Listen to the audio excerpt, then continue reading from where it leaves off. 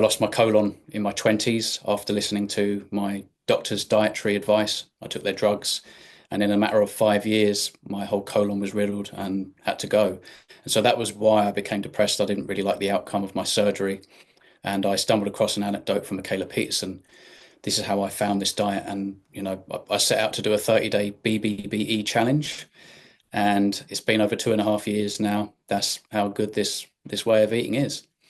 So if No. I take it back to 2012, when I first presented with my symptoms and my problem, it felt like diarrhea. And so one day I sat on the toilet, it was a little bit faster than normal. And it wasn't until I wiped that I saw a load of blood on the paper. And it was a little bit of a shock. So I went down to my GP in Oxford, and we basically just talked about my symptoms. The very first thing the first doctor said at this practice was, if you think it's bowel cancer, you can forget it. So a bit of a funny attitude there. There were these adverts on at the time about bowel cancer awareness, and I think he probably got a little bit sick and tired of seeing people, coming in after one and another with the same symptoms. And I guess he thought I was too young or something, which kind of makes sense. But yeah, we talked about it, and he said obviously we were going to, we need to do tests. We need to figure out what this is.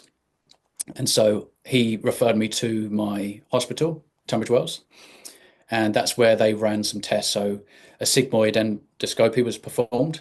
So it's like a probing device with a camera with little pincers, and they take biopsies. And I didn't take the anesthetic, so I could kind of, well, experience it all. It's a very unpleasant experience.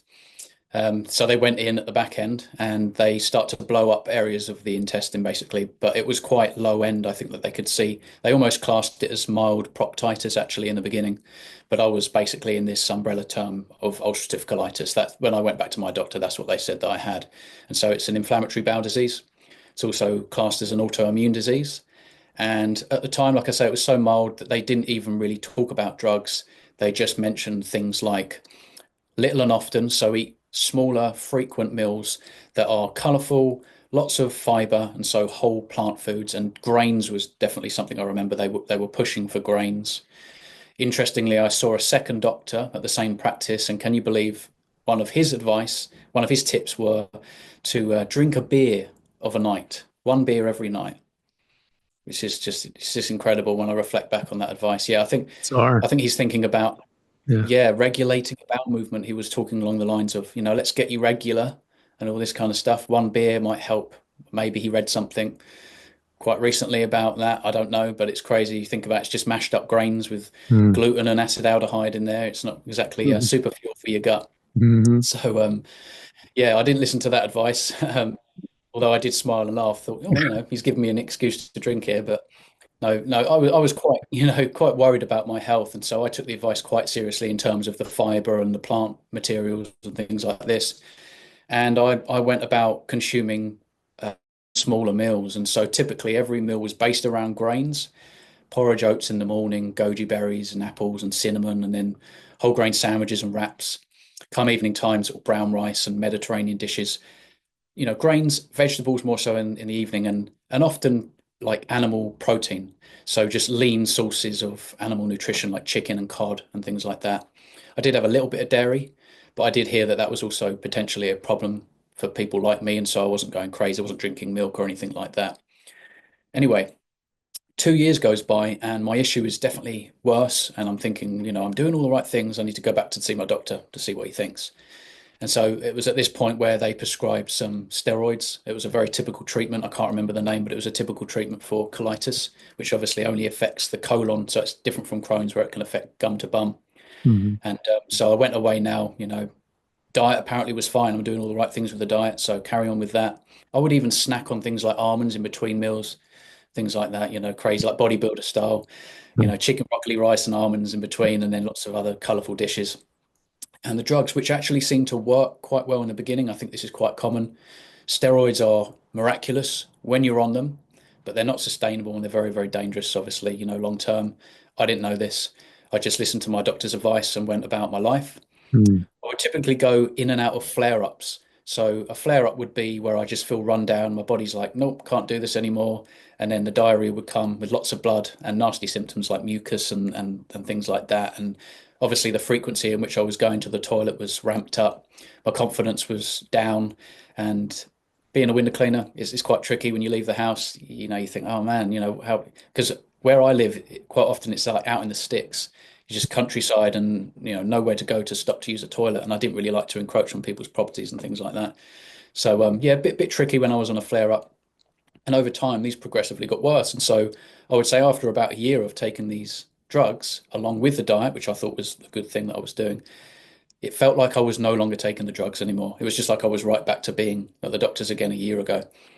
Anyway, continue to go about this lifestyle because they've just kept affirming me this is all you can do. You're an unfortunate human being. It's in your genetics. It's hereditary. We have drugs. Eat lots of fiber.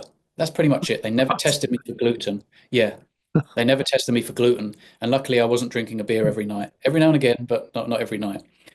Well, anyway, 2017 comes along, and I'm now flaring up for the last time. And part of me knew because I'd typically gone in the beginning, it would be maybe five, six, 7 times in a day.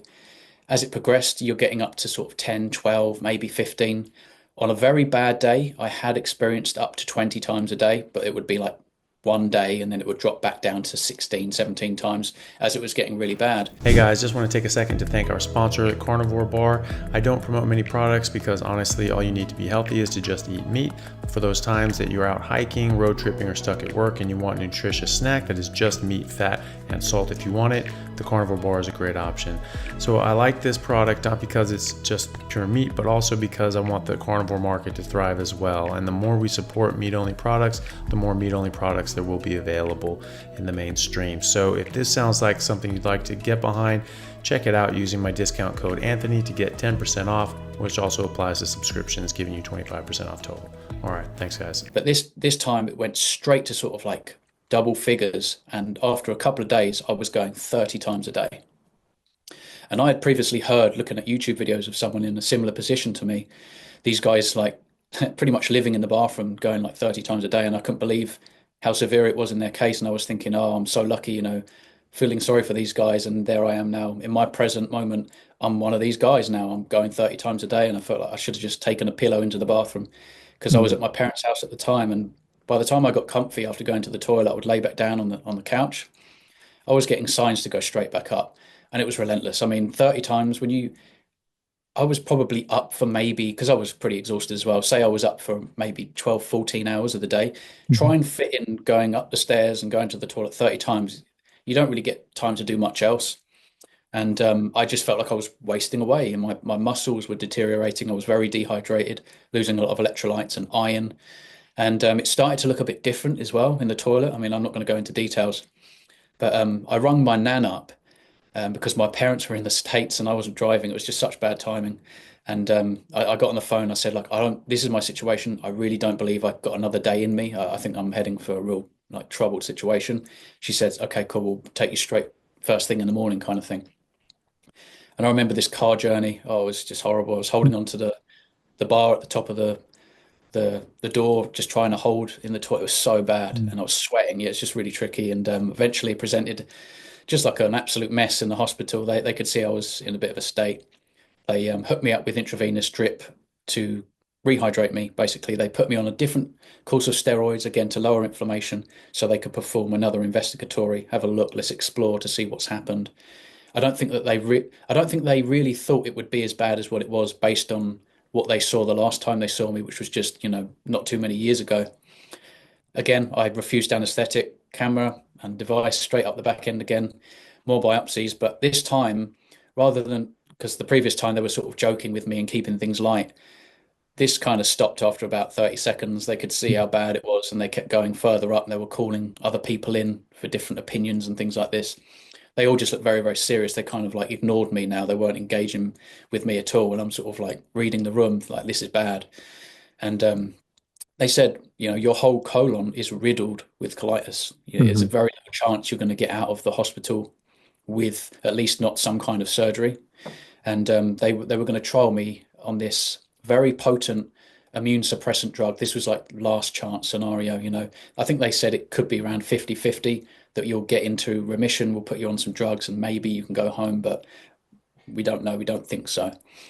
Anyway, I can't remember how many days I was on this drug, but they kept me on it 2 days longer than they should. And eventually the guy came in with about 6 women or something, all like pulling like these faces, and they started putting their hands on my leg and tapping me as if like, I was like, what's going on? It's all right. It's all right. And the doctor, the main guy there, he broke the news, first thing in the morning, we're going to have to take your entire colon out. This isn't working. And he explained to me that what was happening and that why some of the residue was a bit different. I was shedding lining of my colon. It was just Mm. coming out of me slowly but surely, and I was on my way to perforation. So I don't know how far away I was from that, but it felt pretty bad. It Mm-hmm. felt like being poisoned and your body not being able to get rid of it. It was like just relentless, very weak, and it started to kind of almost cause pain, like different in a different way. I never felt too much pain. It was more discomfort and inconvenience. Where this time it was definitely something different, and of course, inevitably, I had to have this surgery.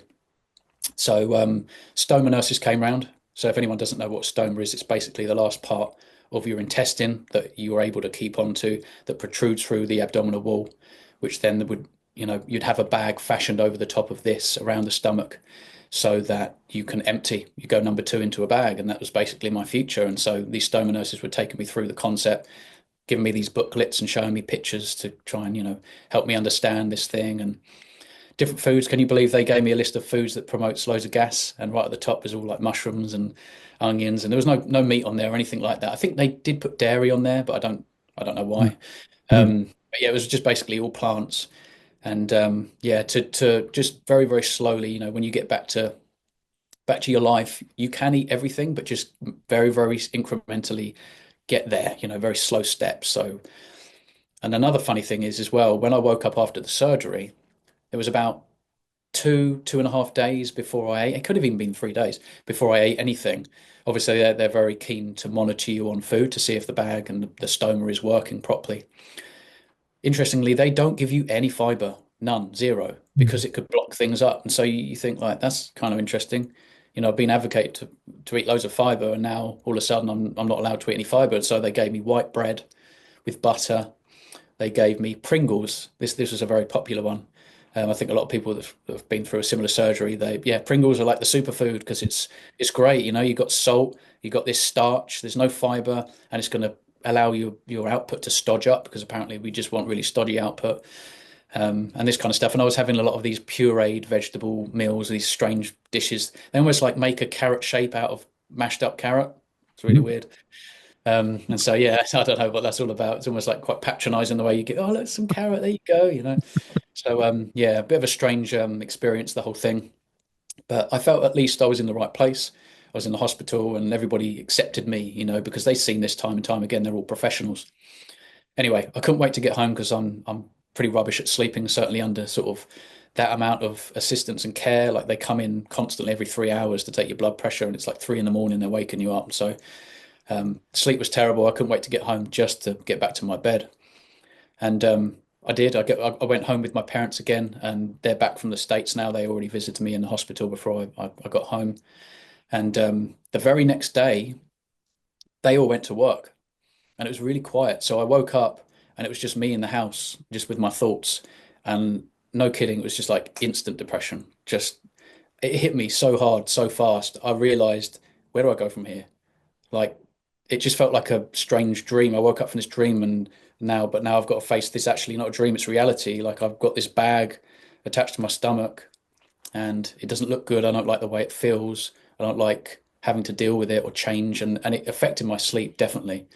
I felt restricted to laying on my back. And all I wanted to do was turn over, but it's on the right side. So if you turn over on your left, it kind of pulls too much. And if I'm laying on my right for whatever reason, things move faster. So it's Mm. just like I felt restricted to just being on my back. And I think the combination of the way I naturally was, I think I was quite bit of a pessimist, I suppose, more of a gloomier outlook than the average person anyway. I've always been quite neurotic, but I do think that that's also to do with diet. Hey everyone, really happy to announce a new sponsor for the show and for everybody down in Australia, Stockman Steaks, who are delivering high quality grass-fed and finished pasture-raised beef and other meats, flash frozen and vacuum sealed to your door, something that I've been enjoying a lot of myself recently as well. They also have a great range of specialty items such as high-fat keto mince and carnivore beef and organs mince with liver, kidneys, and beef heart as well. So use code Chaffee today for a free order of beef mince or another specialty gift along with your order at stockmansteaks.com.au, and I'll see you over there. Thanks, guys.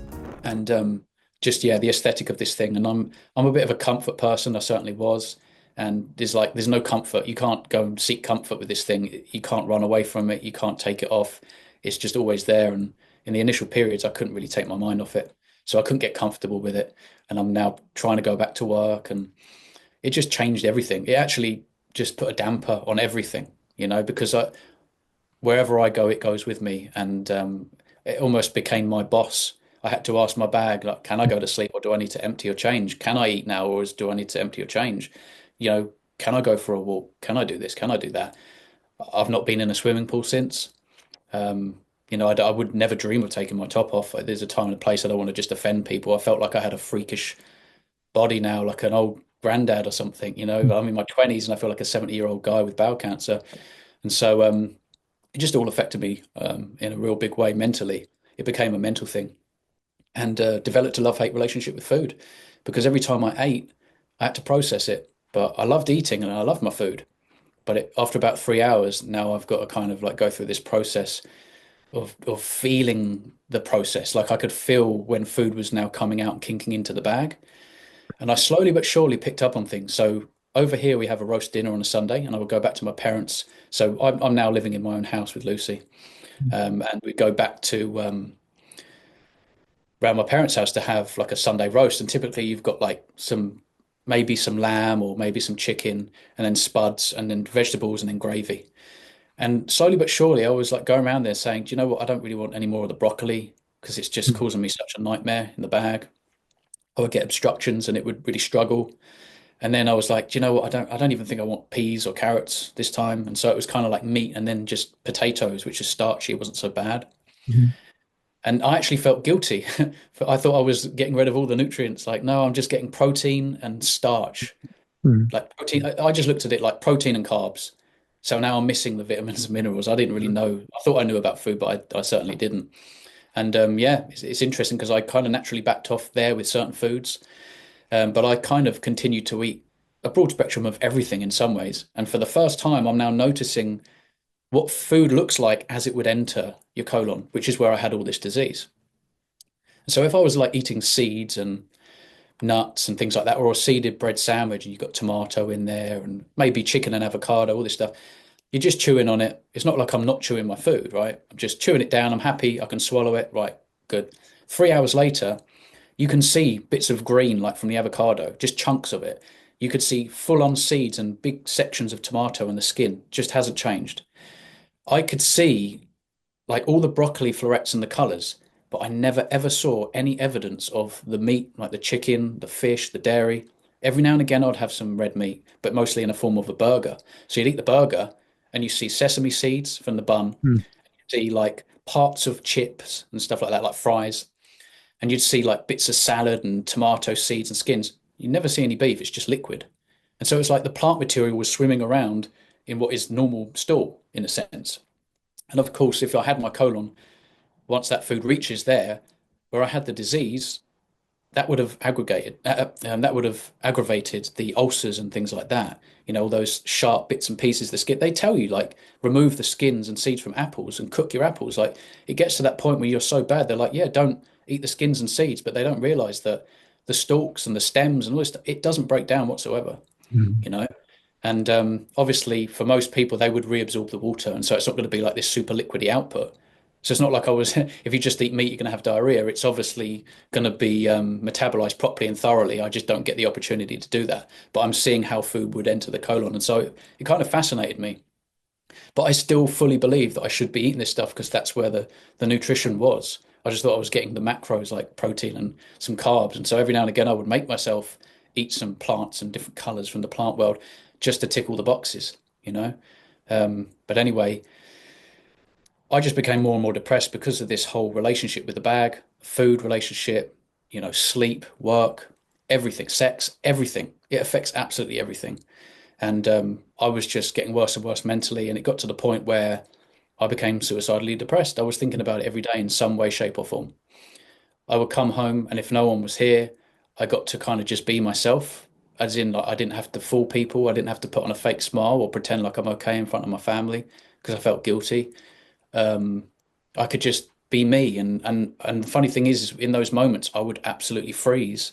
I wouldn't even be able to move because I didn't know what I wanted to do with that. Like now I get to be me. Like, what do I want to do? How do I be me? And I just froze. Like I didn't feel like I could take steps forward because I couldn't see any future with this bag. It's like, how am I ever going to get out of this rut?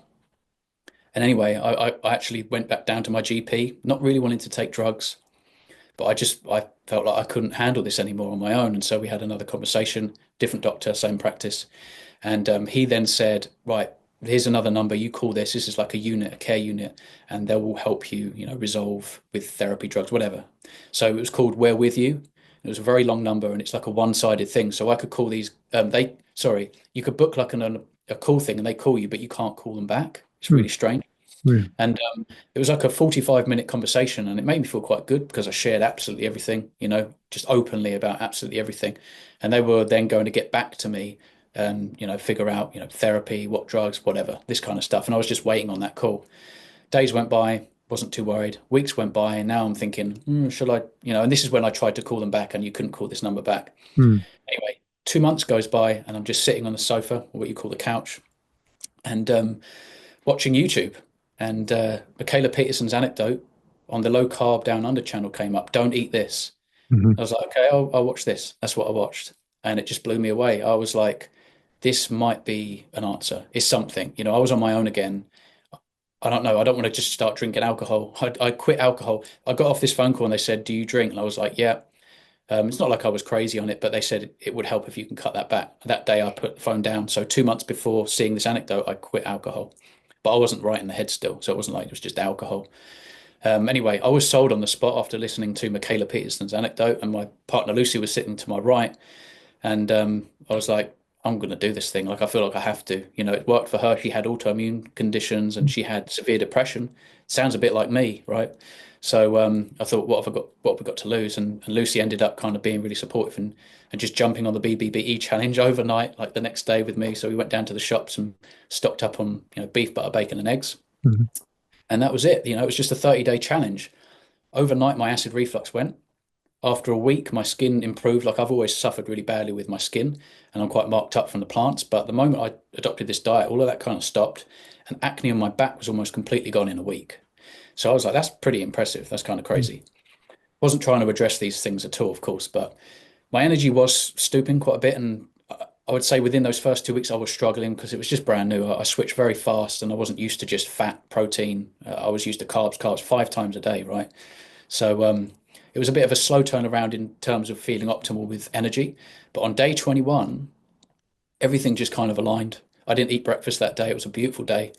And I went out and cleaned windows. And after a few hours, I realized I was smiling constantly. I was just like appreciating nature and the wind and the trees and the birds. I was talking to people like I actually liked people, like I liked life and I liked to be alive. And it just everything changed in that moment. I couldn't help it. I pulled over on the side of the road in my van and recorded my testimony. And I was kind of like, I don't know, it's like I believed it. I believed that that was it. It fixed it. And I made this video like, my depression is gone. All this stuff has improved. And I'd already learned a fair bit. Like I even said in that very first video that I put up on my YouTube, I haven't burnt in the sun. I'm not sweating. And it was like summertime. And look at me, I'm really pale. I'd usually really burn in the sun. I haven't burnt at all. I don't use any sun cream or anything like that. So many random benefits. But day 21, depression gone. And the rest is history. So. Yeah. Well, that's amazing. I think that well, I'm just really glad that you came across that. It's really nice that this was out there and had this sort of serendipitous moment where you saw this when you sort of really needed to see it, Yeah. and it was very helpful for you. It's from the mental health side of things, we're seeing this more and more. We're seeing this in controlled trials and clinical trials, and we're having randomized controlled trials showing that you can improve mental health with these sorts of dietary interventions. That the food that we eat, as it turns out, food affects your body if you eat it, and your brain's part of your body. It's strange but true, but it makes a huge difference for people, and I would imagine that it also helped with your issues with the stoma as well. Because I've heard you mention, and I've certainly seen other people within a similar situation, that it's a very different experience having a stoma on a carnivore diet. Is that right? Yes, definitely. So I've pretty much stayed away from all plant materials for over 2.5 years, barring one time Mhm. where I ate some local blackberries. I Mhm. thought, let's just see what happens. It's local. I picked them myself. It was off the road, so there's no pollution, no glyphosate. I picked them, I gave them a little wash, and I ate them. Never again. Just, I just hated it. The experience after, like I say, after about 3 hours, it hits this sort of area, and my abdominal wall spasms and reacts and contracts because the food is not broken down. The fiber, it's just like cellulose. It's not broken down. It's now struggling around the corner, and I'm having to even like aid the output. I'm having to push above my stoma to help the food come out. It's like always on the verge of being blocked, and sometimes my stomach looked a bit like blown up over the top of my stoma. A couple of times in the night, I've had things where you wake up and you feel like it's not painful, but it's kind of like it's not quite right. And then you feel your stomach and it's just almost like overlapping, I don't know, folding over your stoma, and you're having to kind of push the stomach back. Mm. It's really strange. And this is how, obviously, how robust these fibrous structures are. And I think obviously you've got this corner, and if you put a load of fiber in there all in one go, and it's like, oh, it's a nightmare. And so I did that one time. I have to say, I mean, these blackberries smelt and tasted great. Saying that, after about a couple of mouthfuls, you chew this stuff, and then you just got fiber in your mouth, and it's like it's not even that fun anyway. So it lasts about 2 seconds, and you're like, it's just fiber. So it's like no taste left, and you swallow that. It was a nightmare. So that was the very first summer. It was only after maybe 2 or 3 months. I can't remember now. But yeah, I've never gone back to anything else again because Mm. it's effortless. I can't feel when food hits the bag. And I know that that might sound funny to some people. They might think, oh, but it might fill up, or how do you know? You just check, you just have a look or whatever. But it's a breeze. It's a pleasure digesting food. In fact, I don't feel like I'm digesting anything. It's like you've eaten air, but now you're not hungry anymore, and it was tasty air. So like you enjoyed the experience of eating it, and then you just stop when you're full, and then there's no problems afterwards. It's just liquid. And a lot of people don't believe me, but I've swallowed chunks of red meat, and once it hits that stomach acid, it's liquefied. It's easy, and you're absorbing it. And of course, mine is going to be more liquidy because I don't have the opportunity to reabsorb that water in the colon. But I would take that any day, over fibrous materials, whole grains. I mean, if I had to eat some kind of plant material and suggest something, just say someone had to eat some kind of carbohydrate and they have a bag, I would say white rice. You know, um, if it had to be a fruit, I would say maybe a banana, a soft banana, because they're more pliable. But I'm in the UK. I've never seen a banana grow here in the UK. So I've never seen any white rice grow here, so I think I'll just stick to the local beef for the lamb and stuff like that. Yeah, definitely. But what would be something you could say to your former self that may convince you to maybe give this a try and sort of deviate away from what mainstream medicine was telling you? I would keep it really simple and just imagine you exist 15,000 years ago and before then. Think about what your lifestyle and diet would look like.